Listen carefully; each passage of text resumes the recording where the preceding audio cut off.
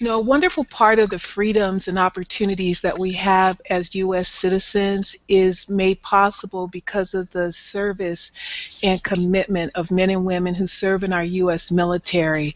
I have the great and distinguished honor of being able to join us today as a guest, retired Sergeant Major of the Marines, Mr. Al McMichael.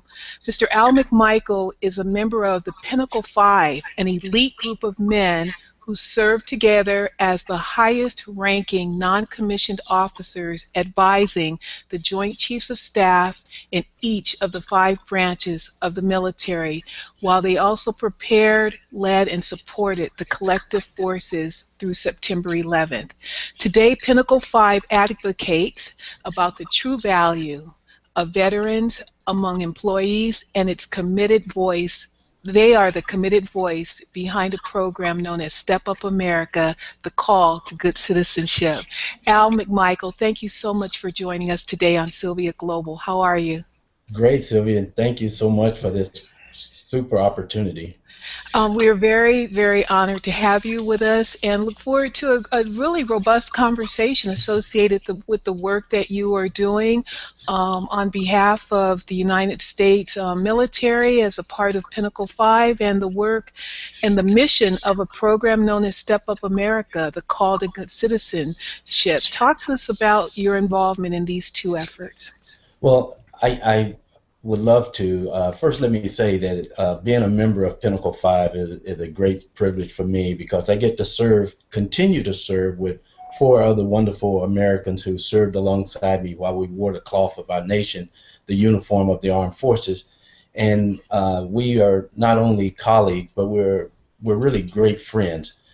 Our mission is to go out and educate America about the value of our veterans, not so much to tell the veteran how to prepare themselves for a resume or to get a job, but to help corporate America, small business, medium-sized businesses better understand the value of these great men and women who has been well educated, well trained at the sum of more than $10 billion a year that stand on their doorsteps waiting to reinsert themselves back into society.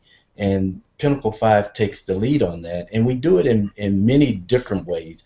One of the profound ways that we do is working with an organization called American Security Council Foundation that has a campaign that asked America to step up to the call for good citizenship in advocating security, homeland security, cybersecurity, personal security, to help them better understand the importance of taking care of. See something, say something, not only in the home, but at the dinner table, at school, in our community, and understanding that we have the role of the military, we have the role of the law enforcement officers, our firefighters, our police officers, and more importantly, our first responders.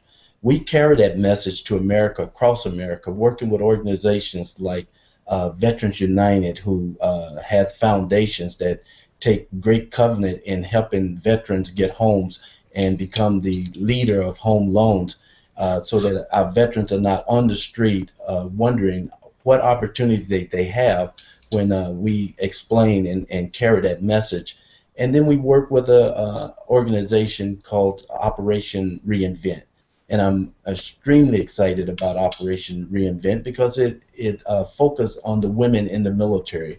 Even though the women are a small percentage of the millions of people that serve in the uniform, they still have great needs. And Operation Reinvent focuses on those needs from an aspect of makeovers, haircuts, makeup on their face, helping them obtain the quality clothes that will get them through an interview, and to allow them to be ahead of the pack and not to feel like they are second-class citizens. So when you take all of those and put them in one package, you can see that Pinnacle 5 is very busy, but we focus primarily on the citizenship of our nation because we firmly believe that citizenship is important, and if we don't focus on citizenship, we may not be able to have replacements of people like myself or the other four members of Pinnacle 5. So let's talk a little bit in a little bit more detail then about each of these key issues and the four pillars of good citizenship. You know, you mentioned national and homeland security being one of those. You know, talk to us about what that means and in the role of good citizenship as um, the an ordinary citizen. You know, I think for myself, you know, I think of national and homeland security as a federal job and a federal level of responsibility, the TSA when I go through the airport. But how does national and homeland security become the responsibility of this ordinary citizen and our role as good citizens? Well, that's truly the message, and to educate them about what they are required to, what would be expected of them to do. From a national security aspect, it's really about how we deal with other countries and other nations, and how we present ourselves across the globe. Homeland Security, as you know, is a very large organization that came into existence after 9/11. However, to understand the role of Homeland Security in protecting the people that actually live in this great country is a very, very difficult job. But our goal is to help them realize how to be involved and to understand the things that they should be focused on and what they can see. And one of the mottos that we go by is to see something, say something, to understand the role of your law enforcement, the police force. One of the things that is very prominent is the marathon bombing in Boston. Some of those things would have never came to fruition if it had not been for the citizens with their cameras and information in, and making phone calls and letting people know what had went on around them at that particular time, to allow the law enforcement people to act in a professional and expedient manner. Okay, what about cybersecurity and the impact of cyber attacks on our infrastructure, our power, our transportation, aviation, telecommunications, and financial industries? You know, cybersecurity has been a very high-profile issue from day one. If you take a step back into the past, you can remember Y2K. We were afraid to even get on an airplane. We didn't know if the traffic lights were going to work. We didn't know if elevators were going to work. We didn't even know if we were able to land aircraft. But we got past that. Today, cybersecurity with modern technology and IT information has grown significantly more advanced. And to use it and to communicate the way we do, both in the private sector for businesses, how we do it in the military to fight wars and unmanned vehicles to save lives and those type of things, cybersecurity is essential to understand how it can be misused as well as it can be used to allow us to stay one step ahead of our foes.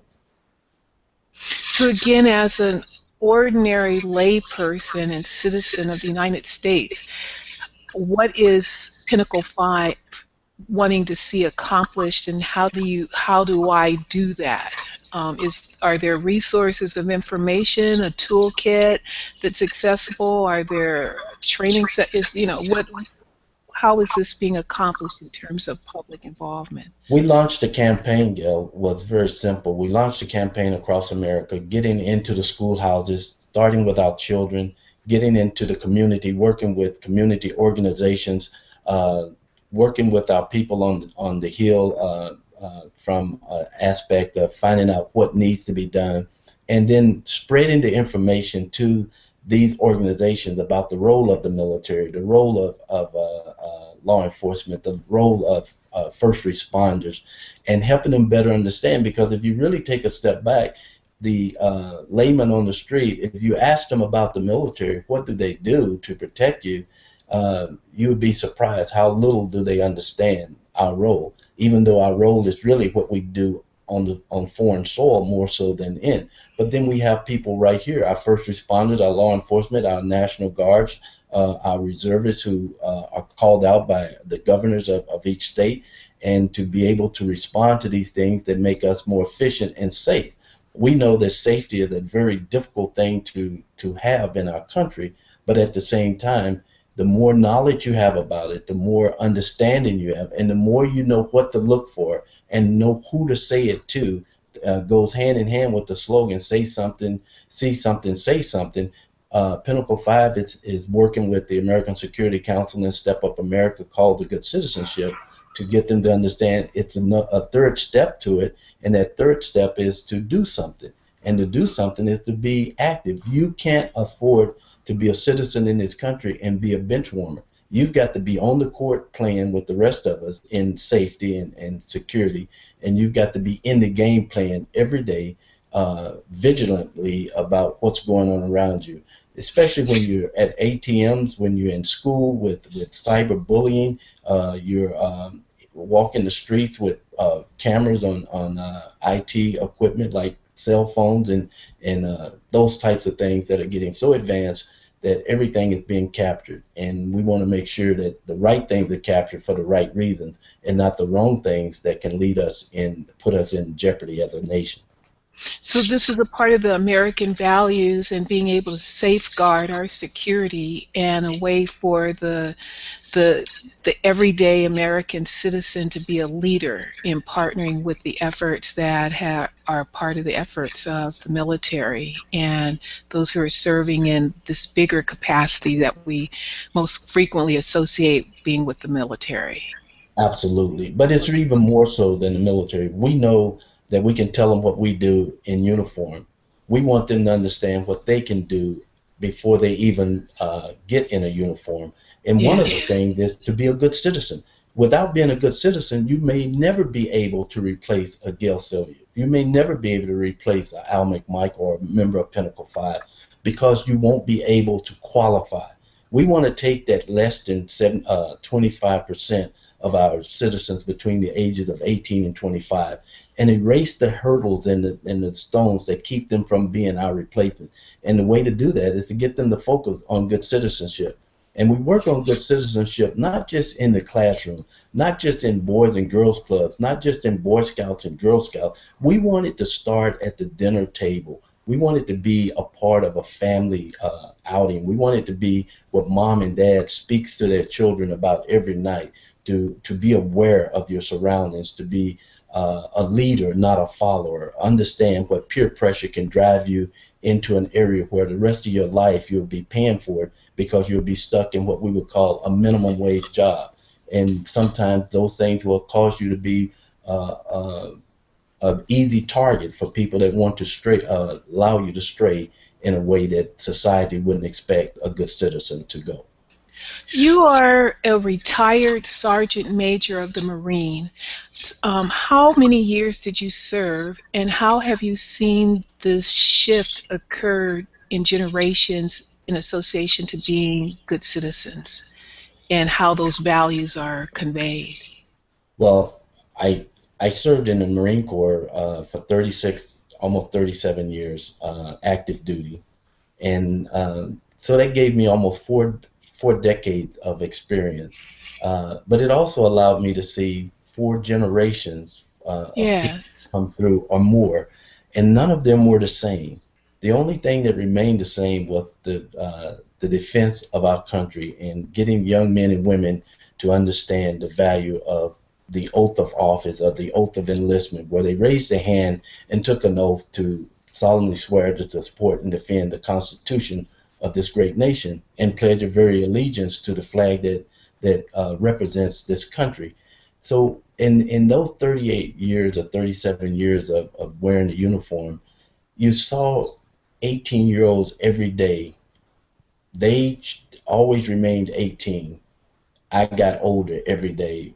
The beauty of being older, you gain wisdom and you become better educated.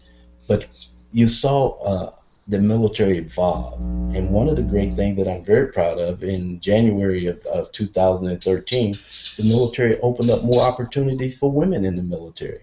In other words, they given women the opportunity to excel and get to the highest level of the armed forces as the men of this country. And not that they never were providing the same quality of support in the defense of the nation, but now they get to show their great talent in other areas where society and the changes before the change of thought they would not be able to excel. And they're proven to be quality in all of those areas that for as long as the military had existed, they were not allowed to compete.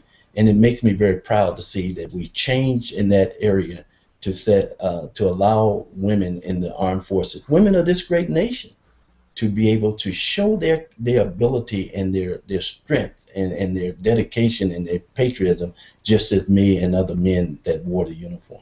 Well, I know here at Sylvia Global, we are extremely excited about your involvement in helping us to get the voices and the images of what women in the military are doing and the power of their influence, the significance of their presence, and the challenges that they face, so that our viewers around the world can meet and understand what it means to be a woman veteran and the honor that comes with serving in so many capacities. And that, I mean, and you again with Pinnacle 5 represent 5 different branches of the military, and there are women in each of these branches. And even though you made reference earlier to the presence of women are still at a small percentage compared to the millions serving, their presence is still extremely significant, and their voice and their work is what we're very appreciative of, having you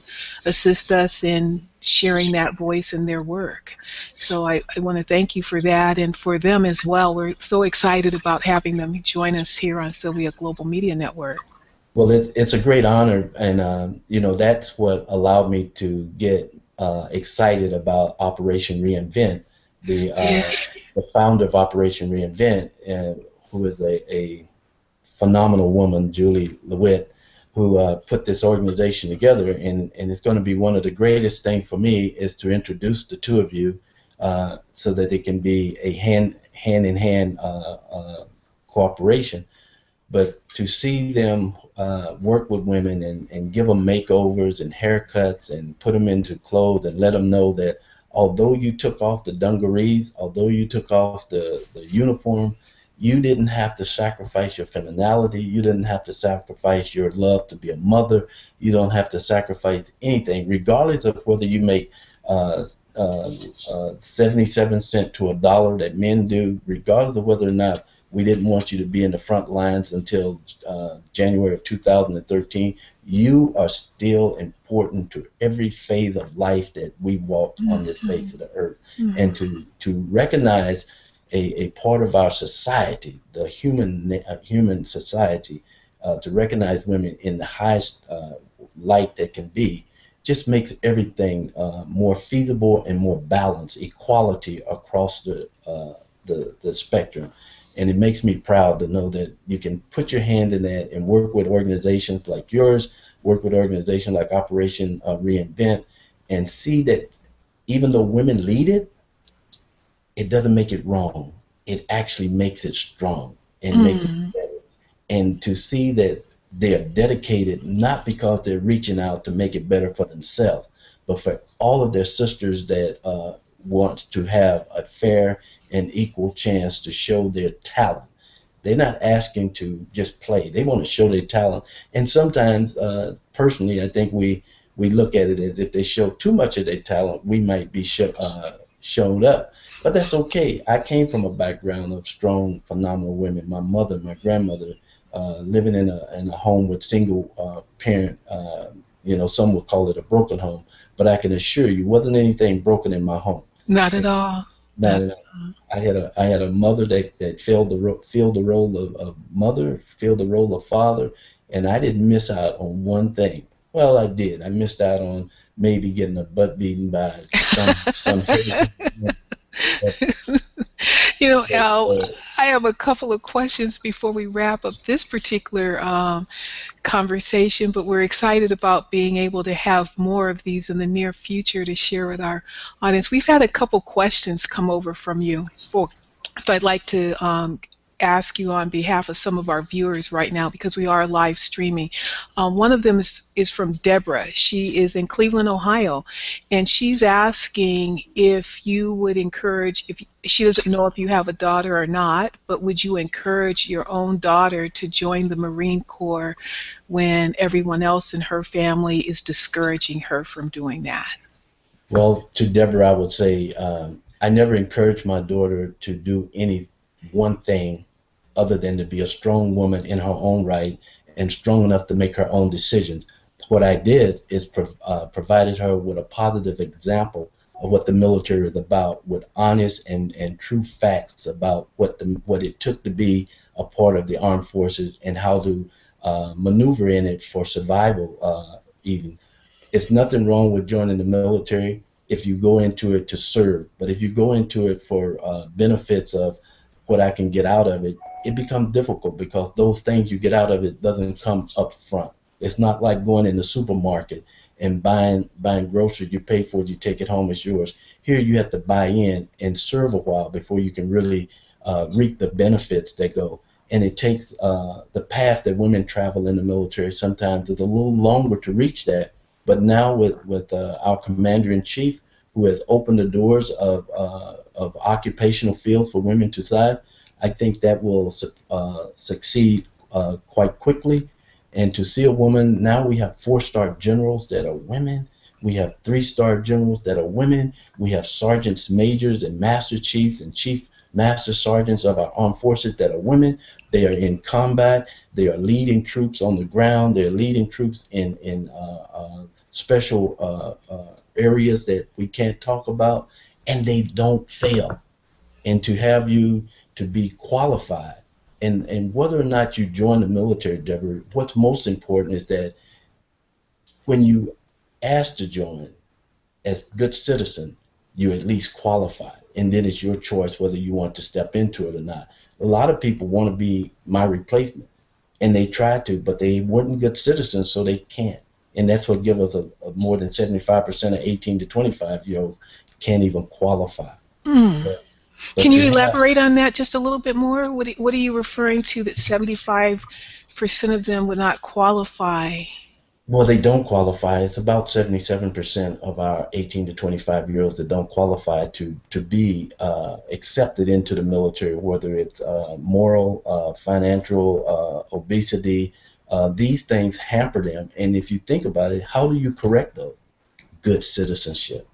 If we teach our children how to be good citizens, they can qualify for all the opportunities that the future offers them. If we let them go astray and they get sidetracked and they get into drugs, they get into misbehaviors, they get into all these misdemeanors that become the part of their record, they can't qualify to get into our into our service academies. They can't get into the military and to get a good job in the government or into a corporation with background clearances and things. They can no longer meet those requirements, and therefore they are then stuck in what I call the next step to statistics. Mm.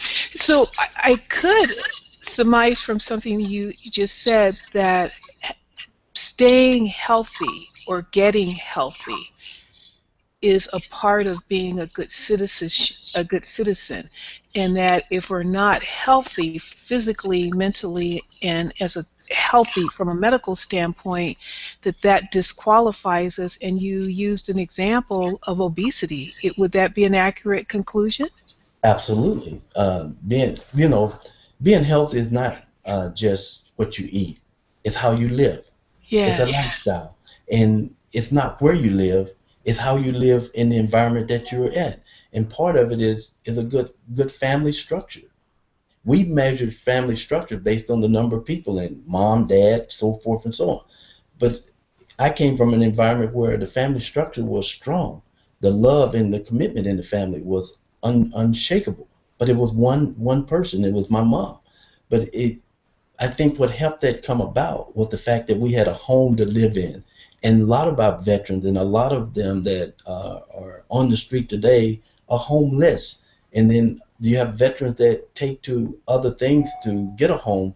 And that's why Pinnacle 5 works so strong and hand in hand with Veterans United to make sure that we provide them with all of the education and all of the necessary information that one would need, whether they have bad credit, no credit, or have great credit. We want to get them off the street and to live the American dream and get them into a home with 30,000 men and women that they have worked through the assistance of Pinnacle 5, Veterans United, and making sure that our veterans get homes and those in the military get the right quality homes that they can raise a family, to be able to sit down at a dinner table, to be able to measure their finances and buy the right foods, and to provide the right environment so that our children can have a stable situation to build their citizenship, to be strong and effective, to take on the next stage of life from childhood to adulthood. We have so much, Al, that we need to talk about and make available in terms of information to our audience here. Let's take one last question, and then we'll have to look forward to having you come back again and being a regular host here on Sylvia Global, along with your associates, the women who serve. The question is coming from Francis in Guam. And I don't know if Francis is a he or a she. I'm going to guess by the spelling that it is a man.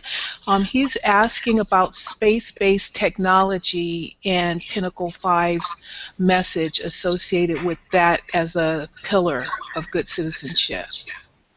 Absolutely. We take advantage of all the opportunities that we can, whether it's information technology, whether it's magazines, whether it's newspapers, whether it's radio, TV, any crack of crevice, any climb a place, we can share the message and get it to them to help spread the knowledge of citizenship and what citizenship is all about. And it's not just becoming American type citizenship. It's about behavior and obedience and being a good person. And I know that Francis experienced this on a day-to-day basis in the lovely country of Guam as he walks down Marine Way, or at Aspen Park, or War Dog Park, because I've been there many times and helped celebrate on those special days with parades down Marine Way. And so the space is for us to fill with good things.